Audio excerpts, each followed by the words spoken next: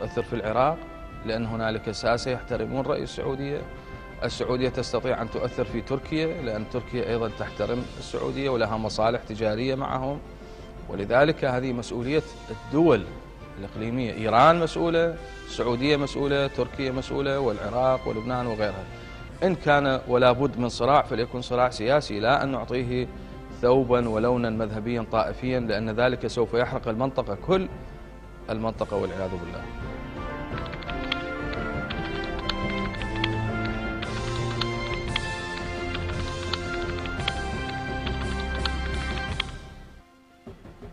يعني حقوق الإنسان وفق الدستور محفوظة هي، ووفق القوانين التي سنت محفوظة، ولكن تطبيقها من الذي يحفظ حقوق الناس عموما؟ حقوقهم السياسية، حقوقهم الشخصية. الذي يحفظ حقوق الناس هو الدولة. فإذا كانت الدولة منهارة، ليست هنالك شرطة، ليس هنالك محاكم أو قضاء، ليس هنالك، من الذي يحمي حقوق الناس؟ كل الناس. وحينئذ يتمحور الناس حول من يحفظ حقوقهم. وفي هذه الحالة مثل حالتنا، حالة انهيار مؤسسات الدولة، الذي يحفظ حقوق الناس الميليشيات. ولذلك أصبحت الميليشيات محور تعصب. الناس يتعصبون لهذه الميليشيا أو تلك الميليشيا وعندما نقول الميليشيات هي القوى المسلحة التي تهيمن على مساحة من أرض العراق، مثلا ميليشيا مساحتها الرمادي أو الموصل أو ديالى أو البصرة وهكذا. فالذي يحفظ حقوق الناس مؤسسات الدولة. إذا غابت مؤسسات الدولة يظهر في وسط الشقاوات أيام زمان في المحلات، شقاوة باب الشيخ وهي شقاوة ما أدري منه فلان منطقة. هذا الشقاوة هو الذي كان يحفظ حقوق الناس. الآن عندنا شقاوات بصورة أخرى، شقاوة يلبس رباط واسمه سياسي ولكن حقيقته هو رجل ميليشيا، وقيمته كلها بالميليشيا اللي هو يتزعمها أو هو عنصر فيها أو عضو فيها. الميليشيات متضاربة ومتصارعة، وبالتالي هي لا تحفظ حقوق الناس. يجب أن تحل مؤسسات الدولة. يعني إذا أردنا الحفاظ على حقوق الناس وحقوق الإنسان يجب أن ندعم مؤسسات الدولة الديمقراطية التي تحافظ على حقوق الناس، كل الناس، وأن نبعد الشقاوات عن الواجهة السياسية وعن العمل السياسي. للأسف هنالك شقاوات تسربوا إلى البرلمان، تسربوا إلى الحياة السياسية، هو مكانه في صفحات التاريخ وانتهى يعني في العراق الجديد.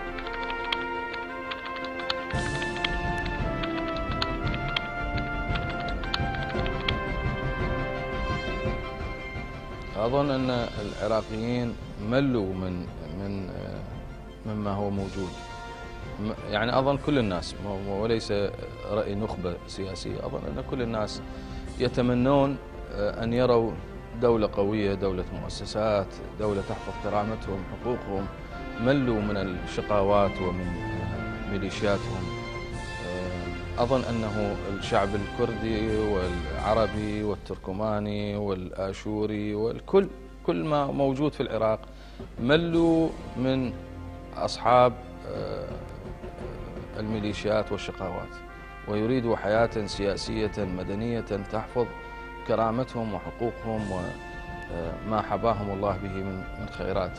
ولذلك أنا مطمئن أن نزعة الإصلاح ونزعة بناء مؤسسات الدولة الديمقراطية المدنية سوف تنتصر، إن لم يكن في 2007 فبعدها مباشرة. ولكن أكرر وأقول أن 2007 سوف نشهد تصاعد للعنف الشديد بين الدولة ومؤسساتها من جهة، وبين أصحاب العنف والشقاوات والإرهابيين من جهة أخرى.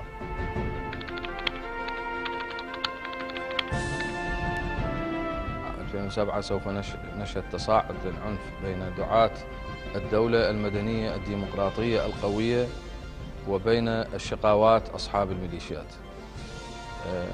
ما نتمناه وما نرجوه وما نتوقعه أن يعي الساسة العراقيون أن الخير إذا اختطوا منهجا وطنيا وابتعدوا عن المحاصصة الطائفية. هذا ما أتوقعه لعام 2007. وحينئذ سوف نشهد تراجع، لا أقول في عمليات العنف، ولكن في ساحة تحرك الإرهاب سوف يحصر في أماكن محددة. أهلا بكم.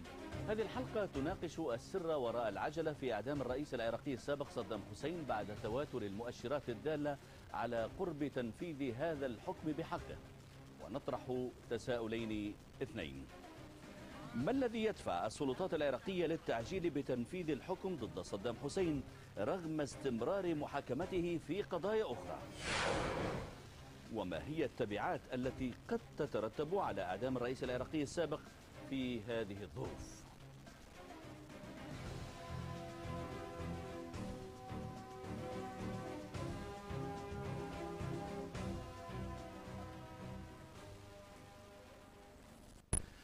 يستذكر كل من تابع ملف قضية الدجيل وقائع المحاكمة التي مرت بمراحل مختلفة كانت وما تزال مصدرا لردود فعل متباينة، بعضها قانوني وبعضها الآخر سياسي. فرقوهم كل واحد. دون أن يستكمل التحقيق والحكم في عدد من الملفات القضائية المفتوحة ضده، ينتظر الرئيس العراقي السابق صدام حسين تنفيذ الحكم بإعدامه شنقا في قضية بلدة الجيل بين لحظة وأخرى. المحاكمة التي تأسست بقرار من بول بريمر الحاكم المدني السابق في العراق شهدت عددا من المراحل جعلتها محط أنظار المتابعين، وكذلك مرمى لانتقادات صوبت سهامها جهات سياسية وأخرى حقوقية لم يستطع مجرى المحاكمة أن يحوز رضاهم جميعا.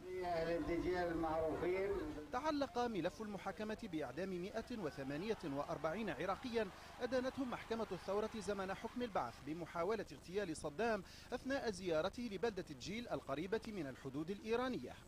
بدأت تلك المحكمة جلساتها برئاسة القاضي الكردي رزقار محمد أمين الذي أبدى تفاهما للمتهمين على الأقل في الجوانب الإجرائية، وهو ما لم يرق لخصوم صدام الذين اتهموا القاضي بالتهاون، فاستقال في يناير كانون الثاني. خلفه في مهمته القاضي رؤوف عبد الرحمن الذي أبدى تشددا بالقياس لأسلوب سلفه في التعامل مع المتهمين. أنت أستاذ متهم بتوجيه أسئلة مهينة للشعب العراقي. في الأثناء دأب فريق الدفاع على الطعن في مشروعية المحكمة متمسكا بأنها باطلة لأنها عقدت تحت راية المحتل، كما أشار ذلك الفريق إلى ما يقول إنها خروقات شابت مداولاتها وسلبت المتهمين